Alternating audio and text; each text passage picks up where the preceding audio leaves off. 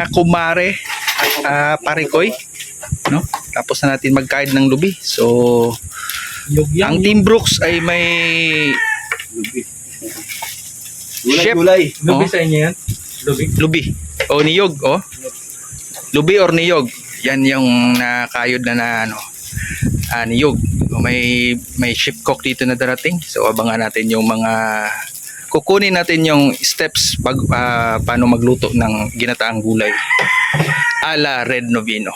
Yung po yung mga ingredients: bulad, kalabasa, malunggay, tsaka kinayod na niyog, at saka sitaw.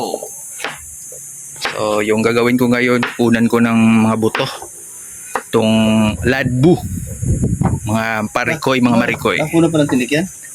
Mga parikoy, mga marikoy, hindi buto, tinik pala. Parikoy, bakit kinukunan ng ano yan, ng tinik? Para ano to? Pag kinain mo may tinik kasi, may luluwa ka pa para dire-diretso. Yan, yun pala yung purpose, mga kumare, mga parikoy. Ano pa din? Step 1, biga ng kinayod na niyog. Ay buong buhay ko. Step 2, Hindi, dapat tatawag ko Yan. Sagutin dito. yung alisan ng tinik, ang ladbu. Step 3, yun, slice ng kalabasa at saka sitaw. Ang shrimp! Uy, gita! Malunggay, oh, Bakit mo mali? para maluto ang recipe na ginataang gulay.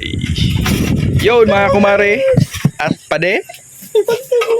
Oh, dumating na si Ninang. Oh, Ninang.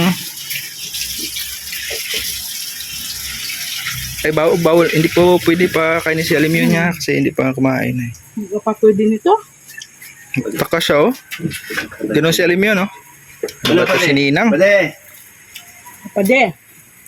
Pade. Pade ang Alimyon. Pade. Ano pwede? Condition na si Alimyon, oh. Si Pade, oh. Pade. Oh, see you on the next video, Pade. Kamot ulo.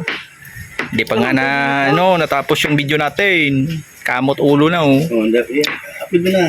Ano, Pade? Ang kalabasa ay pangpalinaw ng mata. Hala, kadiha. Lilinaw na talaga yung mga mata natin ito. Ang baboy ay pangpalabo ng iba. Yan. Sure, yun. Hindi na tayo magigising bukas pag lagi tayong kumakain ng babi. Kasi pagka nahilo ka na, malabo na. Papatigil. Patigil. Papatigil lang nga. Hindi pala maganda, no? Palaging, nagkakarne. Parang umiksi itong ano. Larissa. Ano? Kahapon din mo nakakita. Pinagawa. Ako nga nagagari yan eh. Ay wala, hanggatong lang yun. Doon naranasan ni Pading Brooks na hindi mahirap pala maging panday. Hindi dati, ako, umangon na lang. Ang kamay ko lang inaano. Kasi may diferensya na yung pagkadisgrasya mo. Ano din ako, magsisi din ako. Mahilig din ako mag-company. Isagalawan mo pa lang. Ano ko Super dati, na. Diba? May nagkakaedad na, ganun pala yun. Yung taong nagkakaedad na, 16 na baga. Ganun pa rin. Malikot. Abtik ba? Abdik. Ate ka na yan. Abdik Japon. Oh? Oh. 16 na? Oh. Ay, ka lang ha. Next year, pag ito din naman sakit ito. Kasi pagka yung, tatayo ako nakahiga.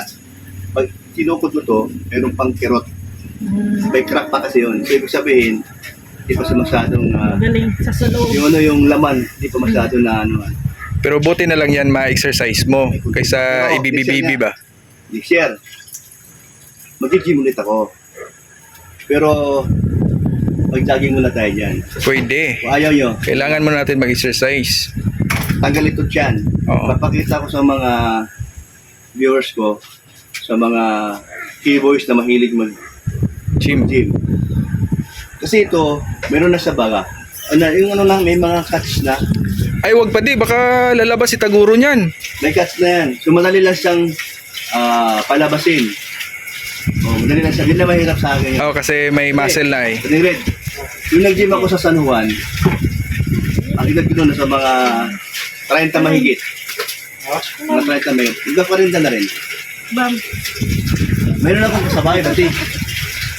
Pulis. Ang edad niya 62. Nag-gym. Maskulado. Di na sa pulis. Kumaga ano na eh. Retired police na pala.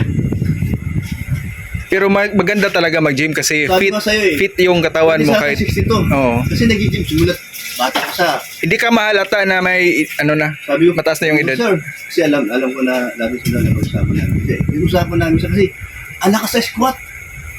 Ang lakas ito. Ay, napakahirap niyan. Sabi ko, sabi namin, tinan mo si Manong, napakalakas.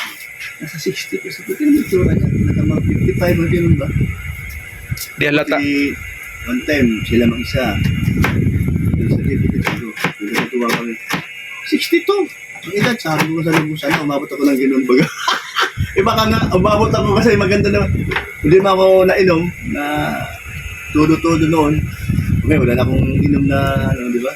So, ibig sabihin, sana umabot ako. So, 60 ako, baka Oo. next year, 61. Magsisimula na naman ako mag-gym. Oh, doon na yun. Ito eh, no? Oo, siya nga 62, di, siyempre, di ba? Oo. Kaya, yun. Naging motivation siya. Naalala ko sa, ang galing na ano niya, si Pagya, oh. Ganun pala yun pag magkaedad na. Pero ang galaw niya, Yung katawan na lang yung papalakihin. ang galaw niya, pang senior talaga. Tsaka ano, hila-hilahin mo yung dila mo. Yung nga lang ano, ay wala na yung... Yun lang naman eh.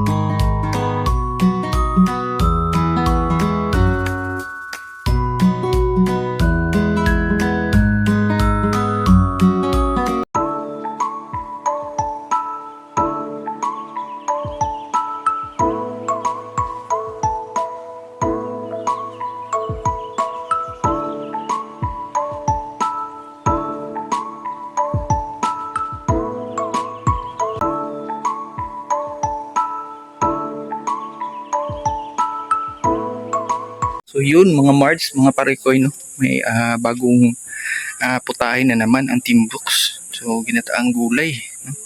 Dito nyo lang maano yan kasi nandito yun ng chef. Ay, grabe. Yan, no? Ni Chef Red Nobino. So ayan, no? Nandyan po sila Kuya Bal. Nakarating sila, nakapadaan dito at napabisita dito sa mansyon ni Alemyon. So grabe yung init ngayon mga kalingap. Buti dyan sa tinatambayan nila kasi malilim. May mga punong kahoy. So talagang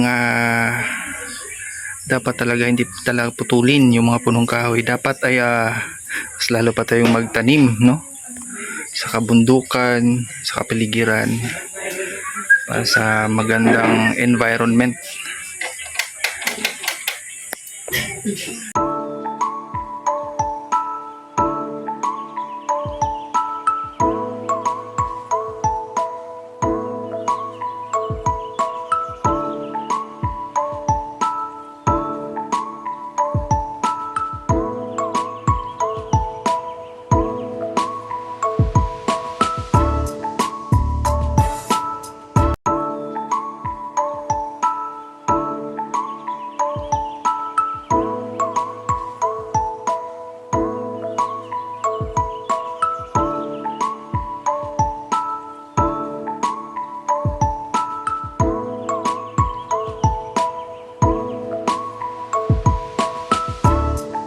Mga kalingap,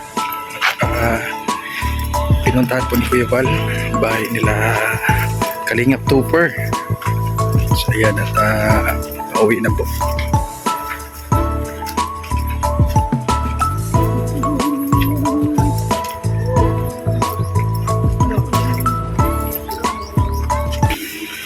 So yun mga parikoy, no? So di pa po nakadikit sa ating Muntin Channel, please paki-subscribe po.